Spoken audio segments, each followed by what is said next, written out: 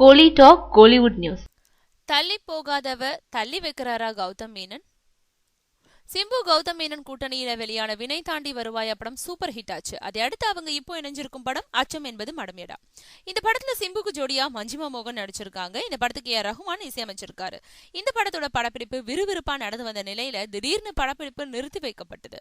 அதுக்கு காரணம் பேசினபடி கௌதம் மேனன் சம்பளம் தராதனால சிம்பு படப்பிடிப்புல கலந்துக்கலன்னு சொல்லப்படுது. அதனால அச்சம் என்பது மடமேடா படத்தை நிறுத்தி வச்சுட்டு தனுஷ் நடிப்புல என்னை நோக்கி பாயும் தோட்ட படத்தை தொடங்கினாரு கௌதம். இந்த நிலையில இப்போ சிம்புவும் AAA படத்துல பிஸி ஆயிட்டாரு. இருந்தாலும் அச்சம் என்பது மடமையடா படத்தை வெளியிடும் வேலைகள்ல கௌதம் இறங்கி இருக்கிறதா ஒரு தகவல் வெளியாகி இருக்கு. தற்போதைய நிலவரப்படி அச்சம் என்பது மடமையடா படத்துல தள்ளி போகாதே பாடல் மட்டுமே பேலன்ஸ் இருக்காம்.